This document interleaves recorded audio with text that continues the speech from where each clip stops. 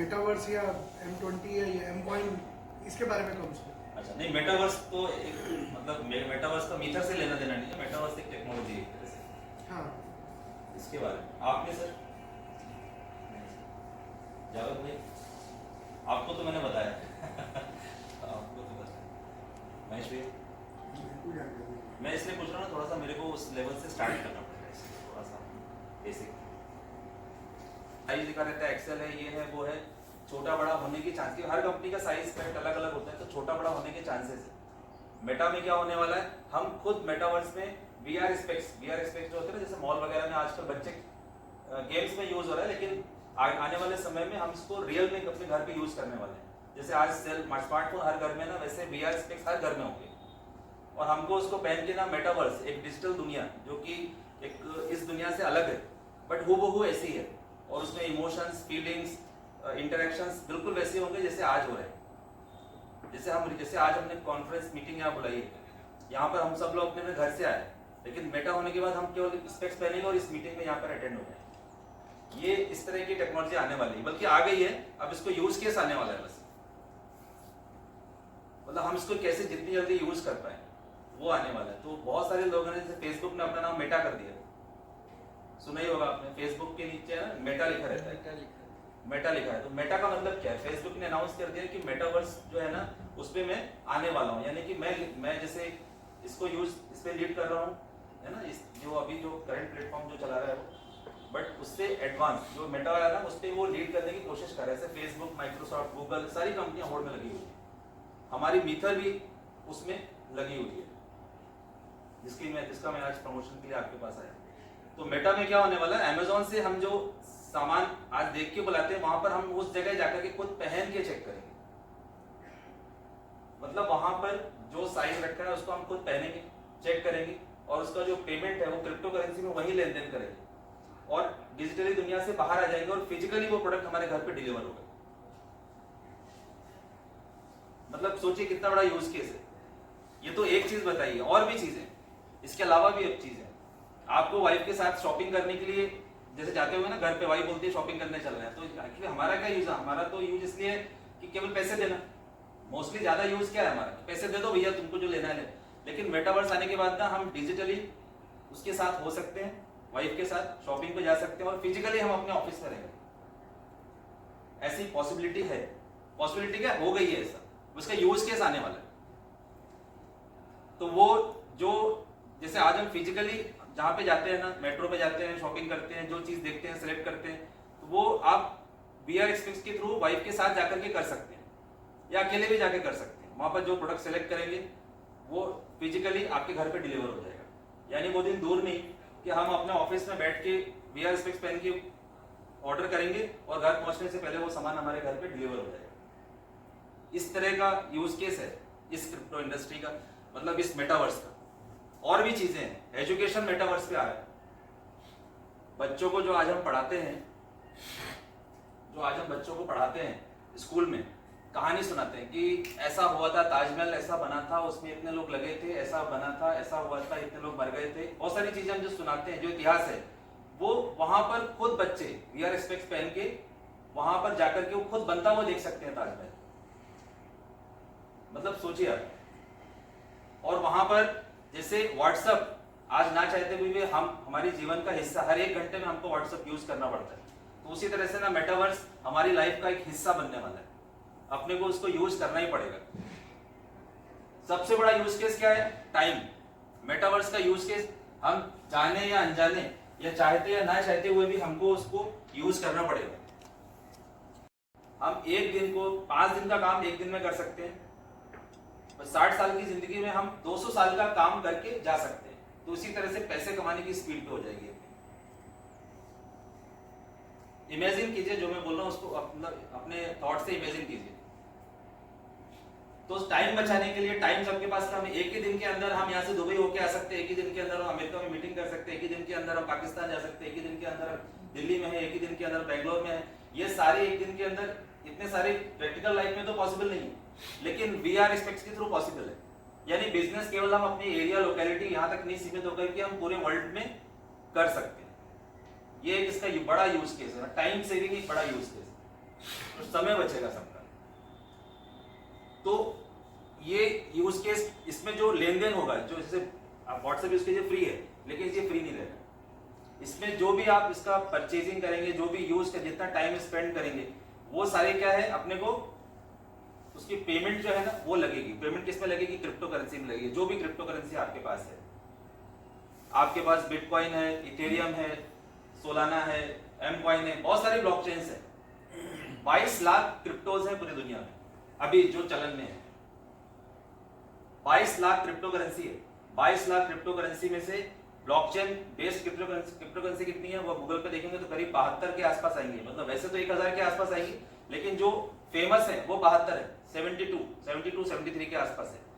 और 73 की ब्लॉकचेन में अगर आप किसी भी ब्लॉकचेन वाले प्रोजेक्ट में निवेश किया करेंगे, किसी भी ब्लॉकचेन वाले में, तो पैसा अपना आज नहीं तो कल बनेगा ही बनेगा। मतलब ये छोड़िए कि आपका पैसा जो है वो बनेगा ही बनेगा, यानी कि 10 टाइम्स, 20 टाइम्स, 30 टाइम्स, 50 टाइम्स तक इंक्रीज हो सकता है with in A short period of time. Bitcoin उसका एक बड़ा अच्छा एग्जांपल है। 2010 में बिटकॉइन की प्राइस 10 रुपए थी। 2014 तक लोग इसको, मतलब बड़े बड़े एक्सपर्ट की बात करी जाए ना, जो माइक्रोसॉफ्ट के ऑनर है, क्या नाम है सबका भूल गया मैं, बिल गेट्स ने भी इसको बोला था कि यार ये नहीं होने वाला, ये ब्लॉकचेन टेक्नोलॉजी नहीं चलेगी, मगर इस टेक्नोलॉजी ने उनको भी मजबूर कर दिया BTC परचेज करने पर। आज ये लोग बहुत बड़े बिटकॉइन होल्डर है। क्यों? 2014 तक जो चीज अपने को पसंद नहीं थी, या लग रहा था कि यार ये तो बबल है, एक ना एक दिन फूट जाएगा, तो वो आज BTC आप देखेंगे ना गूगल पे जाकर के, एक BTC 45 लाख के आसपास का ट्रेड कर रहा है। 45 लाख, पता ही होगा आप लोगों को, तो गूगल पे देख लीजिए, अभी 45 लाख के आसपास। तो ये सारी चीजें हैं जो इसमें इंटरेस्टिंग बनाती है अपने को इसमें आने के लिए। इसके बाद ये तो मेटावर्स का मैंने आपको बताया, मेटावर्स में एजुकेशन होगा, मेटावर्स पे इससे भी बड़ी चीज जो इन सब जिस सारे प्रोजेक्ट किस पर डिप्लॉय करेंगे, ब्लॉकचेन पे। तो ब्लॉकचेन सबसे मेन, इन सबसे भी ऊपर जिसपे मेटावर्स बनेगा, जिसपे NFT प्लेटफॉर्म्स बने, जिसपे क्रिप्टो स्मार्ट कॉन्ट्रैक्ट बनेंगे, जितने भी एप्लीकेशंस है ये सारे डिसेंट्रलाइज हो जाएंगे इन फ्यूचर में। तो डी पे लिखा है डिसेंट्रलाइज, फाइनेंस भी डिसेंट्रलाइज होगा, मतलब कोई बैंक आपको फाइनेंस नहीं, जितने आप क्रिप्टो एसेट आपके पास है उतना ही उसके हिसाब से आपको फाइनेंस होगा। ये फ्यूचर है, आज से 10-12 साल की बात कर रहा हूं, 10 साल, 2030 तक भी ये पॉसिबिलिटी है। लिखा है डिसेंट्रलाइज, ये सारे प्रोजेक्ट किस पे डिप्लॉय करेंगे? ब्लॉकचेन पे। तो ब्लॉकचेन मेन है, ब्लॉकचेन समझना है, और ब्लॉकचेन पे आप भी आने वाले हैं, चाहते हुए भी या ना चाहते हुए भी। हमारे सारे आधार कार्ड ब्लॉकचेन पे लिंक्ड होंगे, गवर्नमेंट भी ब्लॉकचेन पे आएगी, सारे बैंक्स ब्लॉकचेन पे होंगे। आप गूगल करके देख लीजिए, लगभग सारे बैंक ब्लॉकचेन पे आ चुके हैं या आने की तैयारी कर रहे हैं। ये मैं नहीं बोल रहा, आप खुद सर्च कीजिएगा। तो इसका मतलब है कि blockchain already, blockchain technology enter कर चुकी है। हमारी गवर्नमेंट, हमारे जो कहते हैं चुनाव क्या होती है, इलेक्शन वोटिंग सिस्टम, ये ब्लॉकचेन के थ्रू होगा। बहुत सारी चीजें, इसका जो डेटा है ना सब ब्लॉकचेन पे सेव होगा। तो ब्लॉकचेन मेन है, यही टेक्नोलॉजी जो इंटरनेट से भी बड़ी है। जैसे इंटरनेट में अपन बात करते हैं तो ईमेल इंटरनेट का एक पार्ट है, चिकन भैया। ईमेल जो है वो इंटरनेट का एक पार्ट है, व्हाट्सएप इंटरनेट का एक पार्ट है। तो आप समझिए कि इंटरनेट कितना बड़ा है। एक जगह मैं पढ़ रहा था कि 10 मिनट अगर इंटरनेट बंद हो गया ना तो दुनिया मतलब क्या से क्या हो जाएगा। हमारे ट्रेन्स, हमारे प्लेन्स, हमारे आर्मी, बहुत सारी चीजें, ये तो है, बहुत सारी चीजें सब इंटरनेट पे, हमारे बैंक्स, हमारा सब चीजें इंटरनेट पे डिपेंड है। तो 10 सेकंड इंटरनेट बंद होना मतलब बहुत बड़ी परेशानी। तो उसी तरह से दुनिया की कनेक्टिविटी बंद हो जाएगी, दुनिया कनेक्टिविटी बंद हो जाएगी। तो इंटरनेट एक तरह से ऐसा टेक्नोलॉजी जिसपे ये सारी, जिसे बोलते हैं ना अपन व्हाट्सएप, इंटरनेट, यूट्यूब और क्या फेसबुक, ये सारी चीजें उससे कनेक्टेड है। उसी तरह से ब्लॉकचेन से ये जितने भी एप्लीकेशंस हैं, जितने भी वेबसाइट है, सारी ब्लॉकचेन से कनेक्टेड रहेंगी। क्यों? क्योंकि ब्लॉकचेन सबसे ज्यादा सेफ है, इसमें हेयर फेयर नहीं हो सकती, इसमें धोखा नहीं हो सकता, इसमें मॉडिफिकेशन नहीं हो सकता। तो ये ब्लॉकचेन अपने को समझना है। स्मार्ट कॉन्ट्रैक्ट तो जानते होंगे सब लोग, कॉन्ट्रैक्ट हम लोग करते ही हैं। एग्रीमेंट जिसे कहते हैं, अपन किराए के लिए एग्रीमेंट करते हैं, अपन घर के लिए करते हैं एग्रीमेंट। अपन डेली मतलब कभी ना कभी बर्ड्स की सिचुएशन, अगर ऐसा हुआ तो ये, अगर ऐसा हुआ तो वो, मतलब एग्जांपल देके समझाता हूँ कि जिससे मान लेते हैं कि किसी प्रोड्यूसर ने मूवी बनाई, मूवी का बजट रखा उसने 100 करोड़। 100 करोड़ का एग्जांपल देकर समझा रहा हूँ, आसान भाषा में समझ जाएंगे, मतलब बाकी तो आप खुद देख लीजिएगा। स्मार्ट कॉन्ट्रैक्ट मूवी बनाई, मूवी का बजट है 100 करोड़। 100 करोड़ के बजट में उसने जो हीरो है उससे साइन किया, जो एक्टर है उससे साइन किया कि अगर मेरी मूवी, ये पिक्चर जो है ना, जो भी अर्न करेगी उसका मैं 10% आपको दूंगा। ऐसा एग्रीमेंट उन्होंने कोर्ट में जाकर कर लिया, जो आज की तारीख में जैसा हम लोग करते हैं। मान लीजिए अगर मूवी का टोटल कलेक्शन ही 100 करोड़ नहीं हुआ, तो एक्टर जाएगा प्रोड्यूसर के पास कि मुझे पेमेंट चाहिए, तो क्या बोले, यार मैं तो जितना मैं इन्वेस्टमेंट उतना तो आया नहीं, तुझे कहां से दूं। ऐसा होते इस तरह के आम केसेस, मतलब डेली होते रहते हैं ऐसे अपने, इस तरह के केसेस अपने साथ। तो क्या होगा, ये इसका सॉल्यूशन है स्मार्ट कॉन्ट्रैक्ट। स्मार्ट कॉन्ट्रैक्ट में क्या होने वाला है, it's if and but, if and then, sorry if and then, अगर ऐसा हुआ तो ये, अगर ऐसा हुआ तो वो, अगर ऐसा हुआ तो ऐसे। देखा होगा, सुना होगा, समझते हैं हम लोग जो क्रिकेट देखते हैं, उसमें क्या होता है, अगर पानी गिरा तो इतने रन बने तो ये होगा, इतने रन बने तो ये जीती, इतने रन बने तो ये जीती। एक इफ एंड देन वाली सिचुएशन को ये सॉल्व करता है क्रिकेट में, है ना सर। एक इक्वेशन बना रखी है, इक्वेशन बना रखा है। यही इक्वेशन जो है ना, ये हर एक स्मार्ट कॉन्ट्रैक्ट में बनने वाली है, हर एक स्मार्ट कॉन्ट्रैक्ट। यानी कि आधे से ज्यादा केसेस जो कोर्ट में जाते हैं, जो हम लोग केस करते हैं जिसपे ये सॉल्व हो जाएंगे, मतलब वहां तक पहुंचेगी नहीं बात। अगर उस पे उसके अलावा कोई बड़ा सिचुएशन है, बड़ी है, तभी कोर्ट में जाएंगे। यानी कि पुलिस केस, कोर्ट केस करने की जरूरत ही नहीं, आधे से ज्यादा केसेस तो यही सॉल्व हो जाएंगे स्मार्ट कॉन्ट्रैक्ट के थ्रू। अब स्मार्ट कॉन्ट्रैक्ट जो बनाता है उसमें फीस लगेगी, फ्री नहीं है सर, उसमें फीस देनी पड़ेगी आपको क्रिप्टो में। ये यूज केस बता रहा हूँ क्रिप्टो करेंसी का इन फ्यूचर। देखिए आज वही क्रिप्टो करेंसी के रिलेटेड जो फ्यूचर होने वाला है, वही अपन आज शेयर करने वाला हूं मैं आपके साथ। Today we will envision the future together. आज हम लोग फ्यूचर को देखने वाले हैं, जो क्रिप्टो करेंसी, जो ब्लॉकचेन लेके आने वाली है, उसके बारे में। पहले कुछ लोग, हमारे भाई लोग, कुछ बेस है, बहुत सारे ब्रिलियंट माइंड्स यहाँ पर बैठे हुए। पहले मैं इंट्रोडक्शन दे दूं यहाँ सबसे पहले तो, कि बहुत सारे लोग तो मुझे जानते ही, लगभग जो नए हुए उनको बारे में बता दूं। मैं बाय एजुकेशन एक मैकेनिकल इंजीनियर हूँ, और बाय प्रोफेशन में एक ऑटोमोबाइल वर्कशॉप रन कर रहा हूँ करेंटली। और 2015 से सक्सेसफुली प्रॉफिटेबल रन हो रही मेरी ऑर्गेनाइजेशन, मतलब मेरा वर्कशॉप। और लॉकडाउन के अलावा अगर कुछ महीने छोड़ दिए जाए तो लगभग एवरी मंथ हम लोग प्रॉफिट गेन कर रहे हैं। एक 14-15 लोगों की मेरी टीम है जो बहुत ही डेडिकेशन वे में काम कर रही है, तो ऑलमोस्ट एवरी मंथ हम लोग प्रॉफिट में है। उसके अलावा भी मैं ऑलरेडी अच्छी इनकम गेन कर रहा हूँ इन टर्म्स ऑफ, अगर वैसी बात करी जाए जनरल वे में। उसके अलावा भी ये टेक्नोलॉजी ने मुझे इसका प्रमोशन करने पे मजबूर कर दिया। मतलब इससे मैंने ऑलरेडी अपनी वर्थ को, अपनी जो इन्वेस्टमेंट को 7 गुना तक कर चुका हूँ। 7 गुना तक मतलब प्रॉफिट गेन कर चुका हूँ। तो ये इसलिए मुझे मजबूर होना पड़ा, या मुझे कि मेरा इंटरेस्ट इसमें इतना जग गया कि मुझे ऐसा लगता है कि मेरा वर्कशॉप भी अगर मैं छोड़ दूं तो कोई बड़ी बात नहीं है।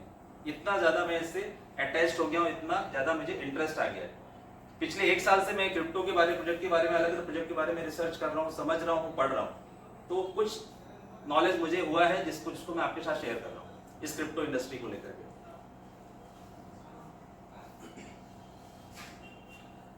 आप सभी मतलब सभी समझदार लोग हैं यहाँ पर। कुछ लोग स्टार्टिंग वे में फर्स्ट डे आए हैं या बेसिक है जिनको इन्वेस्टमेंट नहीं पता है, तो मैं वहां से शुरुआत करूंगा। शायद आप लोग के भी काम के हो, लेकिन मैं बेसिकली उनको उनके लिए करना चाह रहा हूँ। तो 10 मिनट का है। पहले प्रेजेंटेशन आज का जो है ना, इसका मैं थीम बता दूं। चार पार्ट में हमने डिवाइड किया है इसको। पहले मैं आपको बताऊंगा इन्वेस्टमेंट के बेनिफिट्स, इन्वेस्टमेंट के क्या क्या बेनिफिट्स हैं, कैसे एक अमीर आदमी अमीर बनते चला जा रहा है और एक नॉर्मल मिडिल क्लास आदमी है ना एक एवरेज जिंदगी ही जी पा रहा है, इतने संघर्षों से जी रहा है। तो ये क्या है, इन्वेस्टमेंट की पावर क्या है, कंपाउंडिंग की पावर क्या है, ये थोड़ा सा समझने की जरूरत है। ठीक है सर। दूसरे मैं बताऊंगा अपनी मीथर कम्युनिटी के बारे में। मीथर आईटीएस का फुल फॉर्म मीथर इंफॉर्मेशन टेक्नोलॉजी इनेबल सर्विसेज। इसका इंट्रोडक्शन दूंगा, इसके इन्वेस्टमेंट बेनिफिट्स के बारे में बताऊंगा, इसका इकोसिस्टम के बारे में बताऊंगा। इसके बाद मैं आपके साथ शेयर करूंगा इस पूरी क्रिप्टो इंडस्ट्री के बारे में। वैसे तो क्रिप्टो इंडस्ट्री के बारे में मैं इतना कुछ जान गया हूं कि शायद 2 दिन भी बोलते रहो तो कम पड़ जाए, लेकिन 2 घंटे के अंदर इसको समराइज करूंगा मैं। 15-20 मिनट आधे घंटे के अंदर एक शॉर्ट इंफॉर्मेशन देने की कोशिश करूंगा, जिससे कि आपको समझ में आ जाएगा इस क्रिप्टो इंडस्ट्री के बारे में। उसके बाद क्वेश्चन आंसर्स लेंगे और मीथर में इन्वेस्टमेंट के बेनिफिट्स आपको बताऊंगा। अगर आपको लगता है कि इसमें इन्वेस्टमेंट करना सही है तो बेशक जा सकते हैं, और नहीं है तो एटलीस्ट 2 घंटा आपका एक अच्छा नॉलेजेबल होने वाला है। मेरी कोशिश रहेगी कि 2 घंटा जो है ना, जो आपने मुझे दिया है, इसका मतलब वैल्यू इतनी डिलीवर कर पाऊं कि आप लोग उसको मतलब याद कर सके कि इस महीने का सबसे अच्छे 2 घंटे मैं कन्वर्ट करने वाला हूं। ठीक है सर। तो पहले भाई लोग आपके लिए इन्वेस्टमेंट क्यों जरूरी है, बताओ तुम लोग बताओ। पहले मेरे वर्कशॉप वाले हैं तो बताओ क्यों जरूरी है। अगर हम अपनी वेल्थ को और इंक्रीज करना चाहते हैं, अपने घर अपनी लाइफस्टाइल को और एनहेंस करना चाहते हैं, तो हमें इन्वेस्टमेंट करना चाहिए। ठीक है सर। सभी लोग करते हैं, सबको पता है इन्वेस्टमेंट करना चाहिए। इन्वेस्टमेंट और सेविंग में बहुत फर्क है। तो इन्वेस्टमेंट करने से क्या होगा कि जो भी हमारा पैसा है वो ग्रो होगा। किसी भी जगह इन्वेस्टमेंट कर सकते हैं। मैं कुछ रास्ते आपको बता रहा हूँ क्रिप्टो इंडस्ट्री का, जिसमें ज्यादा गेन्स है, लेकिन उसके अलावा भी कर सकते हैं, वो आपकी मर्जी। लेकिन इन्वेस्टमेंट करना बहुत जरूरी है। अगर इन्वेस्टमेंट नहीं करेगी तो ऐसी चल रही जिंदगी ऐसी चलती रहेगी, और एक ना एक दिन अपने को कहते हैं ना, एक टाइम आता है जिसमें लगता है कि नहीं यार अब रिलैक्स करने की है, तब भी आपको काम करने पे मजबूर करेगा। अगर इन्वेस्टमेंट करेंगे तो वो पैसा उस समय काम आएगा। सही है सर।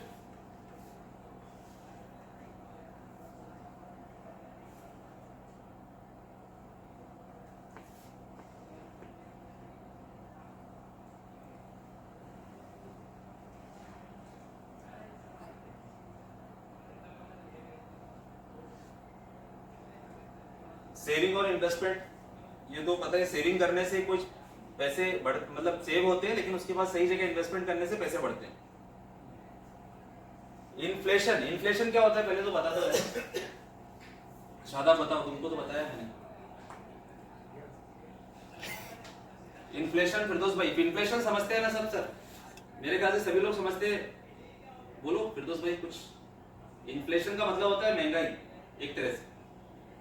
मतलब आज जो चीज 1 लाख रुपए में मिल रही है, वो आने वाले समय में इन्फ्लेशन रेट जो इंडिया का पिछले 2014 से हम जो कैलकुलेट करके देखते आ रहे हैं, वो 6 to 7% है सर, तकरीबन।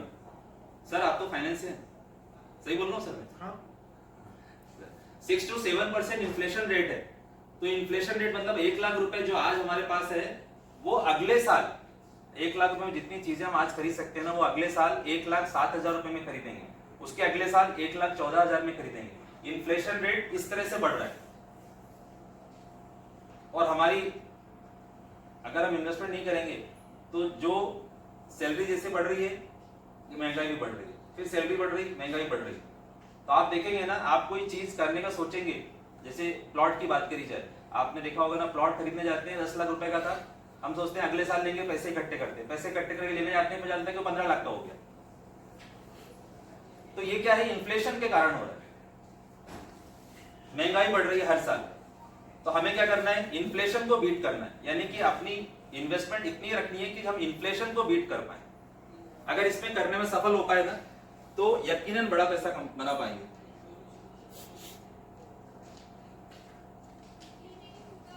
इंपॉर्टेंस ऑफ इन्वेस्टमेंट, ये तो पता ही होगा। इन्वेस्टमेंट करेंगे, पैसों के अलग अलग पेड़ लगाने पड़ेंगे, कहने का मतलब है जितने ज्यादा पेड़ लगाएंगे उतने ज्यादा अपने को इनकम होगी फ्यूचर में। थोड़ा सा इस पे ये समझते हैं, ये फॉर्मूला लगभग सभी लोगों ने सुना होगा, लेकिन इसको समझने की कोशिश कीजिए। ये अपने आप में बहुत बड़ी बात कहता है।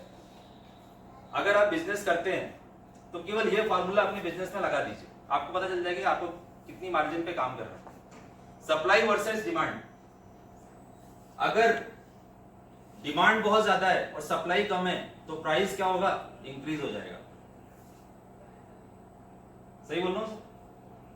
प्राइस क्या होगा, बढ़ जाएगा।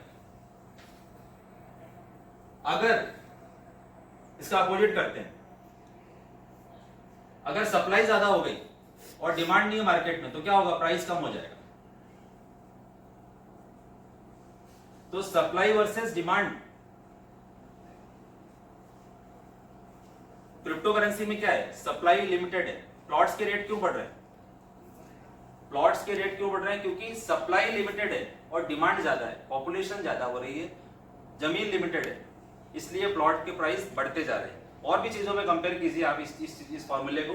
जैसे मैं ऑटोमोबाइल का बिजनेस करता हूं तो मैंने देखा कि यार मार्केट में कितनी सारी गाड़ियां हैं जिसको सर्विस करने की जरूरत पड़ती है। इसका मतलब है डिमांड तो है बट मेरे जैसे वर्कशॉप वाले ओनर्स भी बहुत सारे हैं, इसका मतलब सप्लाई भी है। तो हमें क्या करना है, हम ऐसे बिजनेस में है जिसमें कि लो मार्जिन बिजनेस है, यानी कि इस बिजनेस में मार्जिन बड़ा कंपटीशन है। तो सप्लाई वर्सेस डिमांड को ना अपने बिजनेस में लगा के देखिए तो आपको समझ में आ जाएगा कि आपको किस मार्जिन पे काम करना है या कितना है। अगर आप गलती से किसी ऐसे बिजनेस में है जिसकी सप्लाई बहुत है मगर डिमांड जो है ना वो आप ही दे रहे हैं, सॉरी डिमांड बहुत ज्यादा है मगर सप्लाई लिमिटेड है, तो आपके जो प्रॉफिट रेशियो है ना वो बढ़ जाएगा, प्रॉफिट ज्यादा, मार्जिन ज्यादा हो जाएगी। क्योंकि सप्लाई यही है, क्योंकि कॉइन्स लिमिटेड है, हर एक करेंसी के कॉइन लिमिटेड है। ऐसा नहीं कि कितने भी कॉइन छाप लो, उसी से वैल्यू बढ़ेगी, उसी से वैल्यू बढ़ रही है। जैसे बिटकॉइन की बात करें, बिटकॉइन का प्राइस 45 लाख रुपए है, एक बिटकॉइन का प्राइस। ऐसा क्यों? क्योंकि बिटकॉइन 2 करोड़ 10 लाख यानी 2 करोड़ 10 लाख, हाँ 21 मिलियन, करीब 2 करोड़ 10 लाख ही बिटकॉइन है। इसके ज्यादा ना आएंगे ना कम होंगे, तो इतने ही कॉइन रहेंगे। जब स्टार्ट हुआ था वो बहुत इनिशियल रेट में स्टार्ट हुआ था, 10 रुपए मान लीजिए, 10 रुपए से स्टार्ट हुआ था। तो मेरा कहने का मतलब है कि कॉइन्स की क्वांटिटी जो है ना वो लिमिटेड है, यूज केस बहुत है और सप्लाई डिमांड बहुत ज्यादा है, तो क्या होगा, प्राइस बढ़ते जा रहा है। और आज बीटीसी 45 लाख पे ट्रेड हो रहा है, 2 साल रुक जाइए, 2025 में ये 1.5 करोड़ पे ट्रेड होगा, यानी कि 3 गुना होने की 100% पॉसिबिलिटी है। गवर्नमेंट अपनी तरफ से कोशिश कर रही है इन्फ्लेशन को कम करने की, लेकिन क्या कर पा रही है? नहीं। कुछ हद तक रेपो रेट कंट्रोल, मतलब रेपो रेट बढ़ा के कंट्रोल करती है, लेकिन प्रैक्टिकली देखा जाए तो हर साल जो महंगाई है वो 6 to 7% इससे इंक्रीज कर रही है। एक बहुत पहले बचपन में क्वेश्चन मतलब दिमाग में किसी ने बताया था या ऐसे ही आया कि सरकार नोट क्यों नहीं ज्यादा छाप देती है? आता है ना कि भाई नोट छाप दो ज्यादा यार, मशीन ही तो है, छाप दो, सबको दे दो, महंगाई खत्म हो जाएगी, सब लोग खरीद पाएंगे, गरीब आदमी को दे दो। लेकिन ऐसा हो सकता है? नहीं हो सकता। क्यों नहीं हो सकता? क्योंकि अगर नोट ज्यादा छाप दिए गए तो क्या होगा, लिक्विडिटी मार्केट में बहुत ज्यादा हो जाएगी, मतलब कैश मार्केट में बहुत ज्यादा होगा, और कैश ज्यादा होगा कम हो जाएगी तो क्या होगा, कैश ज्यादा होगा तो आदमी का स्वभाव चेंज हो जाएगा, मतलब पैसे की वैल्यू नहीं करेगा। और हर चीज को, मिठाई 1 किलो की जरूरत है तो 2 किलो खरीदना चाहेगा, रेट मोल भाव नहीं करेगा, जो रेट है, हाँ 1 किलो मिठाई तोल देना, 2 किलो ये तोल देना, ये जैकेट दे देना, ये शूज दे देना, रेट की बात ही नहीं है, पैसा बहुत है। तो कहने का मतलब है कि नोट छाप के गरीबी दूर नहीं की जा सकती, ठीक है। इसलिए सरकार, वो पहले सुना था ना कि जितने सरकार के पास जितने वो है गोल्ड है, उसके हिसाब से ही नोट छपेंगे, उससे ज्यादा नहीं छपेंगे, ऐसा पहले सुना था। लेकिन जब इंडस्ट्री में आए तो समझ में आया कि ऐसा कुछ नहीं है। सरकार चाहे तो कितना भी छाप सकती है कि नहीं। वेनेजुएला करके मैं यूट्यूब पे पढ़ रहा था कि वेनेजुएला जो कि कंट्री है, वहां पर सरकार ने गलती कर दी थी, नोट छाप के गरीबी दूर करने की कोशिश की थी। तो हुआ क्या था हाल? ये थोड़ा सा आउट ऑफ द सिलेबस कह सकते हैं इसको। Repo rate, cash flow, cash reverse ratio, reverse rate, ये आपको समझना है तो समझ सकते हैं, नहीं तो किसी और दिन भी समझा सकते हैं, ये इतना इंपॉर्टेंट नहीं है। बट ये समझिए कि इससे भी सरकार के पास ये चाबी है जिससे कि वो महंगाई को थोड़ा कंट्रोल करती है।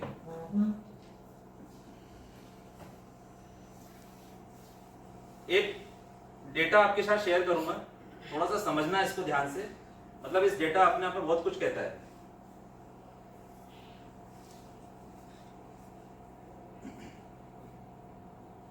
ये वाला 2014 और 2023 ये बैंक कब से स्टार्ट हुआ था उसकी मैं वो दे रहा हूं हिस्ट्री, जो मैंने इंटरनेट से निकाली है। 2014 में 30 करोड़ खाते थे हिंदुस्तान में, जनसंख्या करीब 2014 में यही कुछ 110, 115 या 120 करोड़ के आसपास होगी शायद। 2014 में करीब 30 करोड़ खाते थे।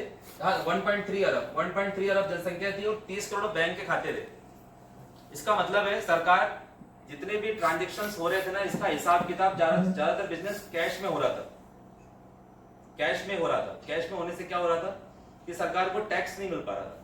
तो सरकार ने जन धन योजना चलाई और सबके खाते खोले तो उसका क्या रिजल्ट निकला कि 2023 आते आते 80 करोड़ बैंक खाते हो गए। यानी आप शुरुआत में देखेंगे तो करोड़ आने में तो बहुत टाइम लग गया। यानी ये 10 सालों के अंदर, यानी 2024 चल रहा है, तो करीब 9.5 सालों के अंदर बैंक ने 50 करोड़ नए खाते खोले। ये खाते क्यों खुले, इसका भी एक रीजन, दूसरा रीजन भी है, वो है लॉकडाउन, डिजिटल पेमेंट्स। हाँ, डिजिटल पेमेंट। लोगों को अगर यूपीआई से पेमेंट करना है, ऑनलाइन पेमेंट करना है, तो उसको बैंक खाता होना जरूरी है।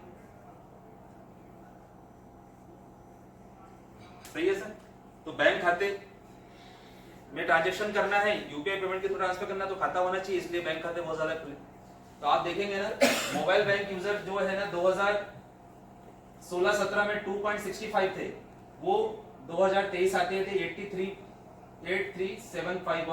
करोड़ 7,51,000 समथिंग लोग इंटरनेट मतलब यूपीआई पेमेंट्स यूज करने लग गए। क्यों यूज करने लग गए? यूपीआई पेमेंट क्या लीगल टेंडर है इंडिया में? सर है क्या? यूपीआई पेमेंट लीगल टेंडर है क्या इंडिया में? यानी कि ऑनलाइन पेमेंट जो फोन पे, गूगल पे और पेटीएम जो हम करते हैं, आम जिंदगी में यूज कर रहे हैं, क्या ये लीगल टेंडर है? The answer is no, legal tender नहीं है। आप किसी भी पर्सन को यूपीआई पेमेंट के थ्रू पेमेंट करने पे बाध्य नहीं कर सकते, उसकी मर्जी के ऊपर है। वो लेना चाहे तो ले, नहीं लेना चाहे तो मत ले, ठीक है ना। लेकिन इन कंपनियों ने यूज केस इतना बढ़ा दिया है कि आजकल लोग बोलते हैं भैया कैश मत दो, ऑनलाइन दे दो। उल्टा हो गया। आप किसी को दो, छोटी दुकानदार सब्जी लेने जाओ, उसको बोलो कि अरे यार भैया ऑनलाइन कर दो, उल्टा हो गया, जबकि कैश लेना चाहिए। लेकिन यूज केस इतना जबड़ा हो गया कि लोग क्या है कि यूज्ड टू हो गए, कैश कम हो गया। इससे क्या हो गया? सरकार के लिए अच्छा है, हर एक पैसे का हिसाब किताब रख पा रही है।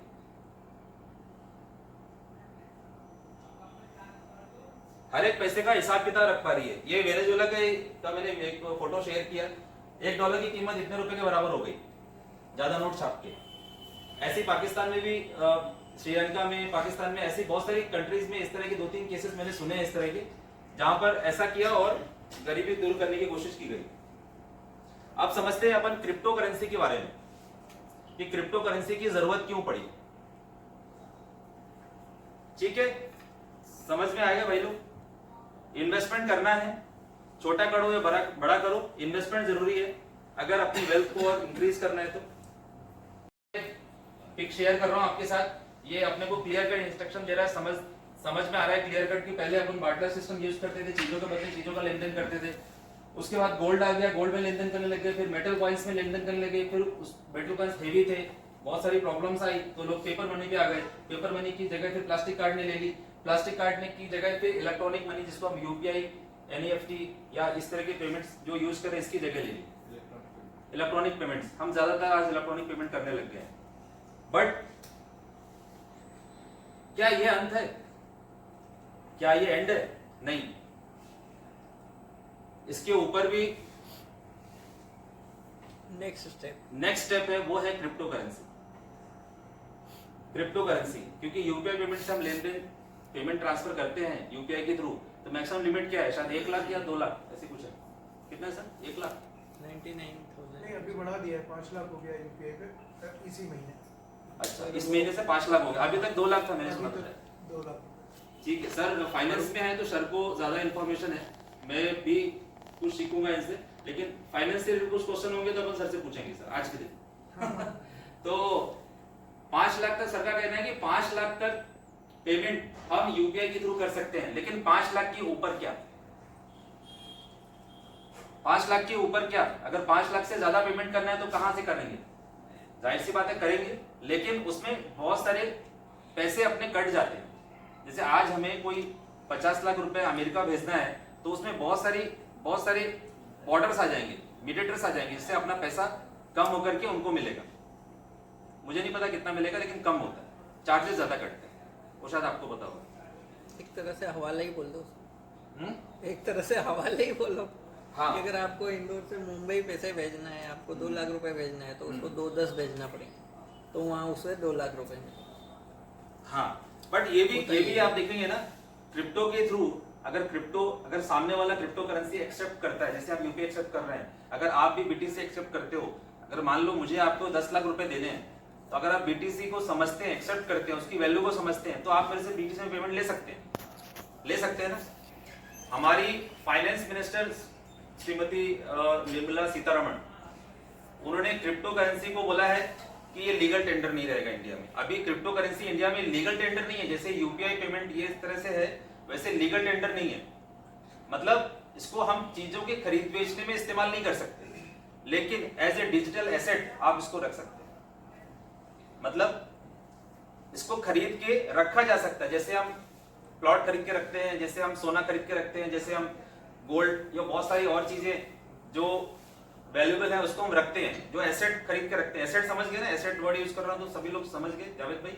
एसेट का मतलब है कि जो चीज मतलब कीमती है ना, जिसकी वैल्यू बढ़ सकती है फ्यूचर में, वो एसेट हो गया।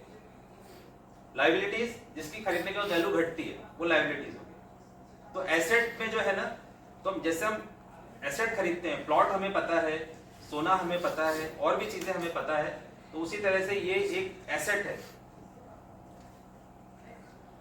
और जिसके दाम उससे भी ज्यादा तेजी से बढ़ने वाले। मतलब जिसमें दाम इन द सेंस, मतलब जिसका वैल्यू वाइज वो उससे भी तेजी से बढ़ने वाला है, गोल्ड से भी ज्यादा, जमीन से भी ज्यादा, और भी किसी चीजों से ज्यादा। तो क्रिप्टो को एज ए एसेट हम होल्ड करके रख सकते हैं, यानी खरीद के रख सकते हैं, और ये डिजिटली होता है।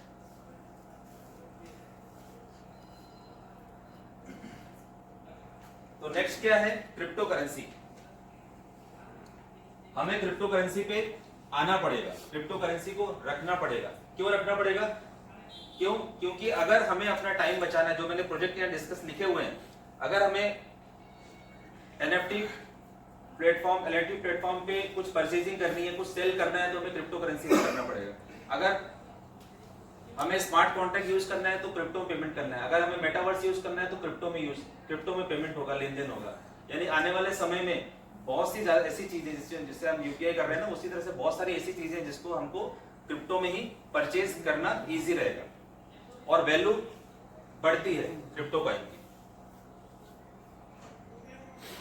सेविंग और बैंक इंटरेस्ट से ज्यादा बढ़ेगी। सेविंग और बैंक से ज्यादा बढ़ेगी, कई गुना ज्यादा सर, सेविंग बैंक से कई गुना ज्यादा। बट मैंने बहुत सारे लोगों को मार्केट में, ऐसे लोगों को देखा है जो क्रिप्टो में नुकसान खा के बैठे हैं। बहुत से लोग ऐसे हैं, आप मार्केट में ढूंढ के निकलोगे ना, तो क्रिप्टो के नाम से लोग घबराते हैं। तो मैं उस घबराहट को ना दूर करना चाह रहा हूं, समझाना चाह रहा हूं कि इसके पीछे घबराना नहीं है। गलत प्रोजेक्ट के साथ जाओगे, डिसेंट्रलाइज सिस्टम समझना पड़ेगा। गलत प्रोजेक्ट के साथ जाओगे तो अपना पैसा डूबने के चांसेस हो सकते हैं, ये हाई वोलेटाइल मार्केट है, लेकिन अच्छे प्रोजेक्ट के साथ निवेश करोगे और होल्डिंग के साथ इसको जाओगे तो ये 100% आपको प्रॉफिट देके जाएगा। Cryptocurrency is just the tip of the iceberg. This is something much bigger than what will change the world in near future. What is that? That is blockchain. That is blockchain.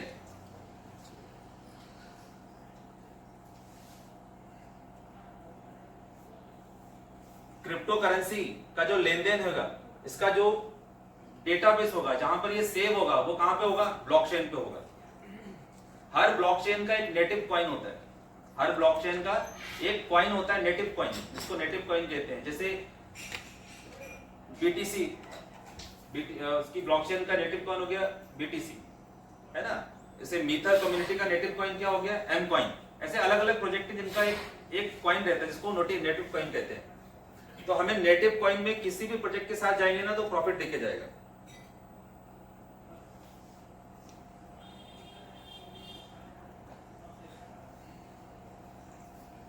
जैसा मैंने अभी बताया कि internet का, email, WhatsApp internet का ही एक छोटा सा हिस्सा है, उसी तरह से क्रिप्टो करेंसी, ये सारे प्रोजेक्ट जो मैंने 9 लिखे हैं, इसके अलावा भी करीब और होंगे, कई और प्रोजेक्ट्स आएंगे फ्यूचर में। ये मेजर है, इसके अलावा और आएंगे। तो वो सारे का जो आधार होगा, जो बेस होगा, वो क्या होगा? ब्लॉकचेन। यानी ब्लॉकचेन ही वो टेक्नोलॉजी है जो इन सबको डिसेंट्रलाइज करेगी, मैनेज करेगी डिसेंट्रलाइज वे में। सेंट्रलाइज और डिसेंट्रलाइज का मतलब थोड़ा समझा दूं मैं। सेंट्रलाइज क्या होता है? जिसको कोई अथॉरिटी, कोई पर्सन, कोई ग्रुप ऑफ पीपल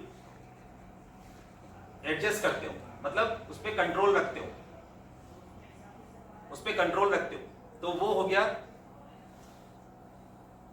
आपका सेंट्रलाइज सिस्टम। जैसे अपनी बैंकिंग सिस्टम, ये सेंट्रलाइज्ड है। अगर गलती से हमारा ट्रांजैक्शन, हमारा पैसा 10 लाख रुपए किसी दूसरे अकाउंट में चला गया, तो बैंक क्या करेगा? कुछ ही मिनट में वो पैसा रिफंड करवा देगा। अगर गलती से अकाउंट नंबर,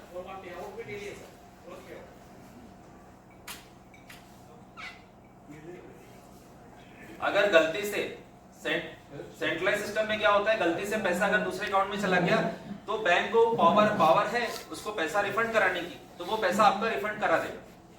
यानी कि पैसा डाला और उसको वापस विड्रॉ कर सकता है उस अकाउंट से। डिसेंट्रलाइज सिस्टम में क्या है, पैसा एक बार गया गलती से तो वापस नहीं आया।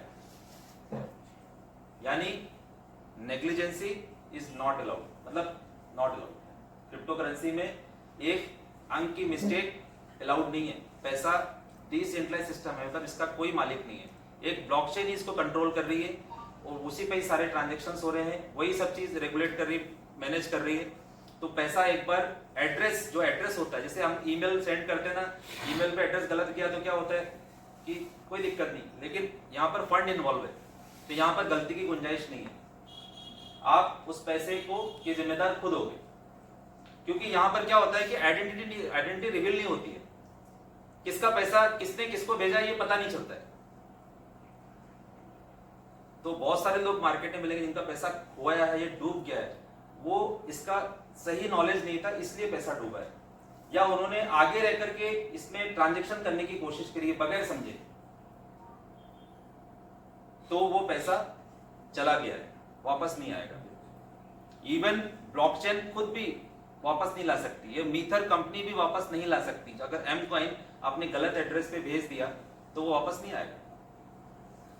इसका मतलब है कि डिसेंट्रलाइज सिस्टम में गलती की गुंजाइश नहीं है। कॉपी, इसलिए आप देखेंगे ना कि यहाँ पर एड्रेस है ना, कॉपी पेस्ट होता है, कॉपी करो पेस्ट करो, 10 बार चेक करो। जैसे हम अकाउंट नंबर बैंक में पैसा जमा करने से पहले चेक करते हैं ना, क्या अकाउंट नंबर 321249 है कि लिखा कि नहीं लिखा है, सही लिखा है तब पैसा जमा करते हैं, सही है कि नहीं। तो इसमें भी 2 बार चेक करो कम से कम।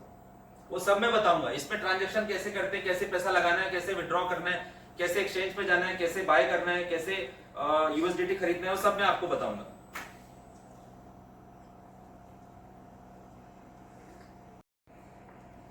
ये जैक मा जानते होंगे सभी लोग इनके बारे में, चाइना के रिच पीपल में आते हैं। इनका भी कहना है कि blockchain technology could change our world, यानी दुनिया को बदल के रख देगी ये टेक्नोलॉजी। ब्लॉकचेन, यानी कि वेब 3.0 जिसकी हम बात कर रहे हैं सारे प्रोजेक्ट में, सबसे मेन जो चीज है वो है ब्लॉकचेन।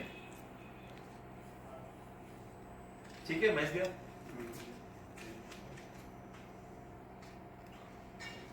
ब्लॉकचेन वो टेक्नोलॉजी पे जैसे मैंने बताया कि 3.2 विल बी बिल्ड। 3.2 मतलब लेटेस्ट इंटरनेट का तीसरा चरण, इंटरनेट का पहला चरण, दूसरा चरण जिसे हम यूज कर रहे हैं, तीसरा चरण जो तीसरा थर्ड जनरेशन जो आने वाली है इंटरनेट की, उसमें ब्लॉकचेन सबसे इंपॉर्टेंट है। एक वीडियो से समझते हैं, 4 से 4 मिनट का वीडियो है, मेरे ख्याल से ब्लॉकचेन समझना बहुत जरूरी है। तो ब्लॉकचेन पहले समझते हैं, फिर आगे बढ़ते हैं।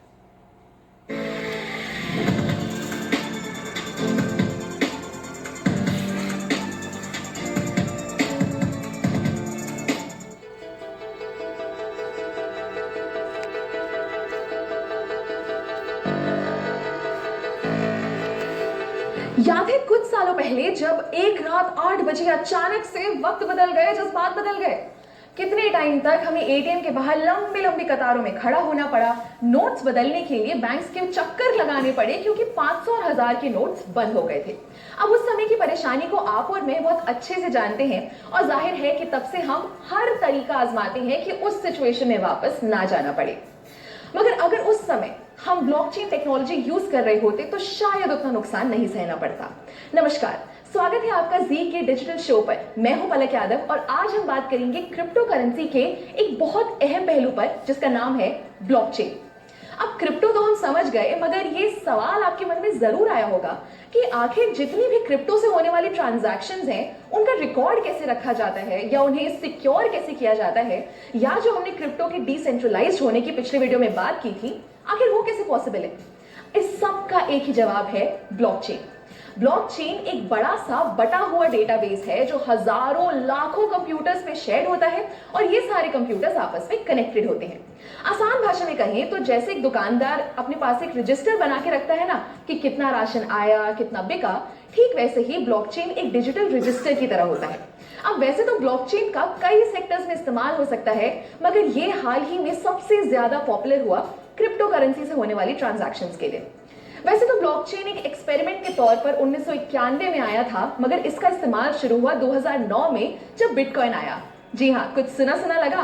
सातोशी नाकामोटो ने जब 2009 में बिटकॉइन शुरू किया, तब ही बिटकॉइन के आसपास उन्होंने ब्लॉकचेन का कॉन्सेप्ट यूज किया। चलिए इसको जरा ऐसे समझते हैं। फर्ज कीजिए आपने बिटकॉइन से कुछ खरीदा या बिटकॉइन खरीदा, तो ये जो ट्रांजैक्शन हुई, ये इंफॉर्मेशन एक ब्लॉक के फॉर्म में बन के सेव हो गई। फिर आपने उस बिटकॉइन को बेचा तो फिर से एक ब्लॉक बन गया। अब ऐसे ही आप जितनी बार ट्रांजैक्शंस करेंगे तो उसका एक ब्लॉक बनता जाएगा और वो सारी ब्लॉक्स एक चेन से जुड़ते जाएंगे, इसलिए इसका नाम है ब्लॉकचेन। सिंपल। मगर ये हमारे ट्रांजैक्शन यानी लेन देन के डेटा को सेव कैसे रखता है? हर एक ब्लॉक की अपनी आइडेंटिटी होती है। जैसे आप और मेरा फिंगरप्रिंट कभी सेव नहीं हो सकता, वैसे ही हर ब्लॉक को एक की मिलती है जो उसकी अपनी होती है और सबसे अलग होती है। क्योंकि ये डिसेंट्रलाइज्ड होता है, तो अगर इस चेन के किसी ब्लॉक में कोई दिक्कत भी आती है तो बाकी ब्लॉक्स पर कोई फर्क नहीं पड़ेगा। ब्लॉकचेन एक ऐसा सिस्टम है जिसे हैक करना, हटाना या चेंज करना लगभग नामुमकिन है।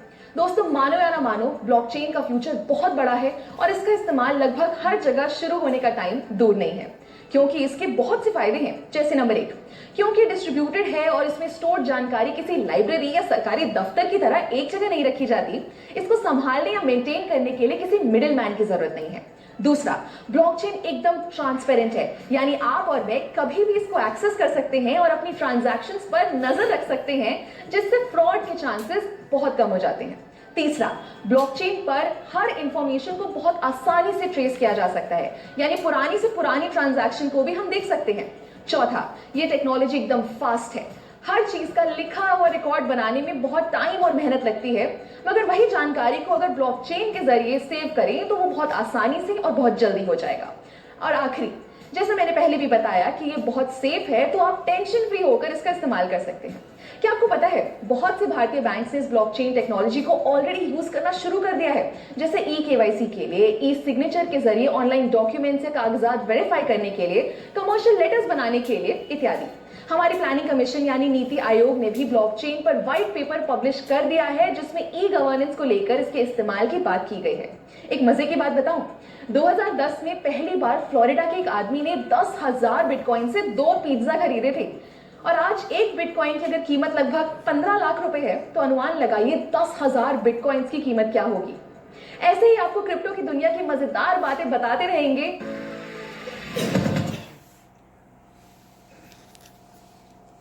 अगर 2010 में गलती से अपन ने 1 लाख रुपए मतलब कुछ कॉइन खरीदे होते ना, तो अपन अपने खानदान में सबसे अमीर होते। और गलती से अगर 1-2 लाख रुपए लगा दिए होते तो नगर सेठ होते अपन। सही है, क्योंकि रेट्स कहां से कहां पहुंच गए। चलिए सर, मेटावर्स, ब्लॉकचेन समझ गए, मेरे ख्याल से समझ गए। डिसेंट्रलाइज सिस्टम है, जैसे हम दुकानदार, शॉर्ट में समझा देता हूँ, एक जो वीडियो से देखा हो तो समझ गए होंगे, एक शॉर्ट में एक समझा देता हूँ।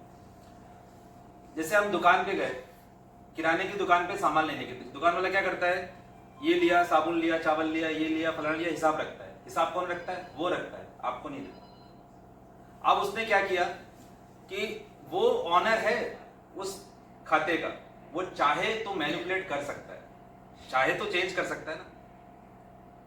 अगर ये डेटा ब्लॉकचेन पे सेव है तो हमारे और आपके अलावा पूरी कॉलोनी के लोग उस ट्रांजैक्शन को देख सकते हैं। यानी कि उस कॉलोनी के सारे लोग, चाहे वो 5 लाख लोग रहते हो आपकी कॉलोनी में, वो सारे लोग उस लेन देन को देख सकते हैं। यानी कि आज इस बंदे ने इस दुकान से ये सामान लिया, तो हेराफेरी करने के चांसेस लगभग नामुमकिन, क्योंकि एक आदमी एक जगह सेव नहीं हो रहा वो डेटा, वो एक साथ लाखों करोड़ों कंप्यूटर में एक साथ सेव हो रहा है। जो भी ट्रांजैक्शन हो रही है वो एक सिस्टम से हटके लाखों करोड़ों सिस्टम में एक साथ सेव हो रही है, और उसको डिसेंट्रलाइज कोई भी कहीं से भी देख सकता है। अगर उसको वेरीफाई करना चाहे, देखना चाहे, तो कोई भी कहीं से देख सकता है। तो ये मेन है। जैसे क्या है, इसका यूज केस कहां आने वाला है, सबसे बड़ा यूज केस, मतलब बहुत सारी जगह यूज केस आने वाला है। कुछ एग्जांपल मैं देता हूं, समझिएगा। जैसे मेडिकल इंडस्ट्री में आज हमें बचपन में टीका लगा कि नहीं लगा, बच्चा बर्थ लिया उसके बाद की बात समझते हैं, टीका लगा कि नहीं लगा, उसको खांसी कब आई थी, कौन सा हॉस्पिटल में दिखाया था, कौन सी क्लिनिक पे दिखाया था, क्या दवा दी गई थी, क्या, ठीक है, उसके बाद उसने कहां पे दिखाया, बड़ा हुआ तो क्या हुआ, कब चोट लगी। यानी एक बच्चे का पूरा medical record with in a fraction of second किसी भी डॉक्टर के सामने ब्लॉकचेन के थ्रू आ सकता है। एक बंदा, उसकी क्रिमिनल है नहीं है, क्या गलती करी क्या नहीं करी, एक एक रिकॉर्ड, एक एक बंदे का एक एक आइडेंटिटी रिकॉर्ड ब्लॉकचेन पे सेव किया जा सकता है। इससे तमाम हो ना जाने कितने यूज केस बनने वाले हैं कि जो ब्लॉकचेन के थ्रू पॉसिबल होने वाले हैं। और भी बहुत सारी चीजें, जैसे बैंकों का लेन देन का हिसाब किताब सब ब्लॉकचेन पे आ जाएगा, जिसमें गलती, यानी कि जो बैंक में काम करने वाला आदमी है वो भी गलती से भी गलती नहीं होगी, मतलब क्योंकि हम ही खुद एक तरह से वो ट्रांजैक्शन को वैलिडेट करेंगे। ठीक है सर, शॉर्ट में समझ गए मेरे हिसाब से। अपन मेटावर्स को समझते हैं। मेटावर्स बेसिकली क्या है, 2D से 3D की तरफ मूव हो रहे हैं। जैसे आज हम YouTube पे वीडियो देखते हैं, ये क्या है, 2D है। अगर हम फ्यूचर में YouTube 3D में देखा करेंगे, यानी कि YouTube में जो भी वीडियो है वो हम 3D में देखेंगे, मतलब ऐसा लगेगा कि वो मेरे को ही बोल रहा है, मेरे सामने ही बोल रहा है। आज भी ऐसा लगता है, लेकिन वो बिल्कुल रियलिस्टिक होगा, यानी कि हम उस जगह पहुंच के वो देख रहे हैं, इस तरह से अनुभव होगा। तो बेसिकली सिंपल भाषा में कहा जाए तो 2D से 3D में होने वाला है। इसके भी बहुत सारे यूज केस हैं, जैसे एजुकेशन पूरा मेटावर्स पे आ जाएगा। हमारे डेली दैनिक काम जो है उसमें आधे से ज्यादा काम हम मेटावर्स के थ्रू करा करेंगे। जैसे हम व्हाट्सएप क्यों यूज कर रहे हैं, क्योंकि हमारी लाइफ को इजी कर दिया। हम फोटो शेयर कर सकते हैं, पेमेंट रिसिप्ट शेयर कर सकते हैं, डेटा, फोटो कुछ भी शेयर कर सकते हैं, तो इसीलिए हम व्हाट्सएप यूज कर रहे हैं, यानी कि हमारी लाइफ को आसान बना रहा है। पेमेंट गेटवे क्यों यूज कर रहे हैं, क्योंकि पेमेंट का लेन देन डिजिटली हो रहा है, रिकॉर्ड सेव हो रहा है, और हमें वहां जाना भी नहीं पड़ रहा है, और एक भूल भी जाए तो एक रिकॉर्ड है हमारे पास, इसलिए हम उसका यूज कर रहे हैं। और एक एक रुपए का छोटे से छोटी ट्रांजेक्शन भी हो सकती है, 5 रुपए तक भी हो सकती है ट्रांजेक्शन, 97 रुपीज है तो भी हो सकती है, 57 रुपीज है तो भी हो सकती है, 51 है तो भी हो सकती है। और ऐसे क्या होता है कि या तो टोल नाके से क्रॉस हुए तो उसने बोला कि भैया 5 रुपए की टॉफी ले लो, बिस्किट ले लो, ये होता था। सही है सर। तो आज क्या है ना, छोटी से छोटी ट्रांजेक्शन जो है ना वो डिजिटली पॉसिबल है, इसलिए हम इसका सबसे ज्यादा यूज केस कर रहे हैं। मेटावर्स के कुछ एग्जांपल वीडियोस में आपके साथ दिखाना चाहूंगा तो आपको समझ में आएगा। यानी हम उस जगह पे पहुंच के वो सारे काम कर सकते हैं। मेटावर्स पे प्लॉट भी बन रहे हैं, मेटावर्स पे प्लॉट भी बन रहे हैं, यानी ऐसी वर्चुअल दुनिया जिसपे प्लॉट बनेंगे, मकान बनेंगे, थिएटर्स बनेंगे, मूवीज देखेंगे, कार ड्राइव करेंगे, हम रेस ट्रैक होंगे, बहुत ज्यादा ने कुछ 1983 का जो वर्ल्ड कप हुआ था जिसमें कपिल देव ने बैटिंग करी थी, मतलब हम जीते थे, उसका रियल हॉल मतलब स्टेडियम में बैठ के एक्सपीरियंस लेना है तो वो भी हम मेटावर्स पे कर सकते हैं। आज से 100 साल पहले क्या जिंदगी में क्या देखना चाहेंगे वो हम देख सकते हैं, 200 300 400 साल पहले भी। तो ये मेटावर्स कौन क्रिएट कर रहा है? ये मेटावर्स क्रिएट कर रहे हैं IT engineers. IT engineers, Facebook ने 10,000 लोगों की भर्ती की थी 2021 में। क्यों? क्योंकि फेसबुक का मेटा जो उसने नाम चेंज किया ना, उसके शेयर्स के जैसे ही दुनिया को पता चला कि मेटा रख दिया तो इसका मतलब फेसबुक ने एंट्री ले ली मेटावर्स में। वो भी इस दौड़ में है। गूगल है, माइक्रोसॉफ्ट है और भी बहुत सारी कंपनियां मेटावर्स क्रिएट करने में लगी हुई हैं। मेटावर्स में क्या होने वाला है? फ्यूचर में शोरूम्स होंगे, कार शोरूम्स होंगे। आपको कार शोरूम के लिए वीआर स्पेक्स पहनना है, शोरूम आप पहुंच जाएंगे, वहां पर कार को वैसा ही फील करेंगे जैसे आप रियल में शोरूम जाना पड़ता है। तो शोरूम जाने का टाइम वो बच गया, आपका एक्सपीरियंस उतना रियल जितना कि आप हूबहू शोरूम में जाकर के जो एक्सपीरियंस लेते हैं ना वैसा रियल, यानी कि उसमें इमोशंस भी होंगे, हाथ से गेट खोलना वो भी बिल्कुल फील होगा, हाथ पे भी सेंसर्स लगे होंगे जिससे आप गेट खोलना फील कर सकते हैं। ईच एंड एवरीथिंग जो है ना वो मेटावर्स में होने वाली है। जो हम रियल लाइफ में जो भी काम कर रहे हैं ना, दैनिक जो भी काम कर रहे हैं वो सब मेटावर्स में पॉसिबल है। वहां फ्रेंडशिप भी होगी, वहां घूमना फिरना भी होगा, कार ड्राइव सब चीजें होंगी। मतलब आप कल्पना कीजिए हर एक चीज। एजुकेशन कैसा होने वाला, मेटावर्स पे एक वीडियो शेयर कर रहा हूं छोटा सा। So, we're gonna have an astrophysicist in the family. Actually, I have to write this paper. Will you help me? Let's take a closer look. ये दादी What अपने part of the solar system are we talking about? Saturn. Universe पढ़ा रही है। If you were taking astrophysics, you could study in the metaverse. Did you know the rings are made up of billions of icy particles? Really? Look at this.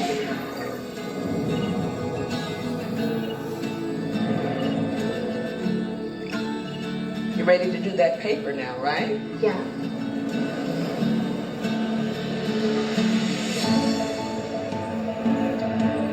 In the metaverse, you'll be able to teleport not just to any place, but any time as well. Ancient Rome. Imagine standing on the streets, hearing the sounds, visiting the markets, to get a sense of the rhythm of life over 2,000 years ago. Imagine learning how the Forum was built by actually seeing the Forum get built right in front of you. इस Facebook की official website से मैंने ये निकाला था।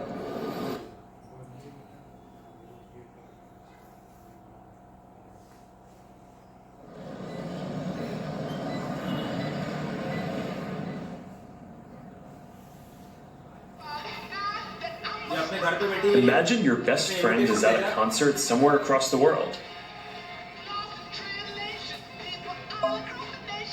What if you could be there with her?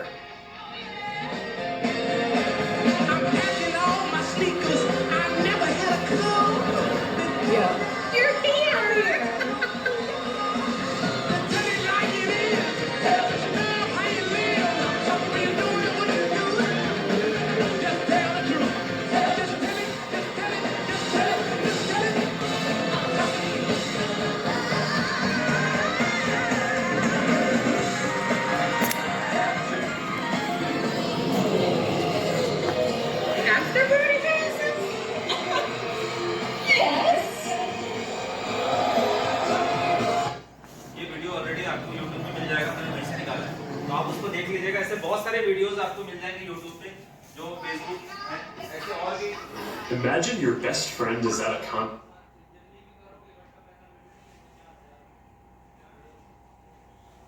तो कहने का मतलब है कि मेटावर्स इसका यूज केस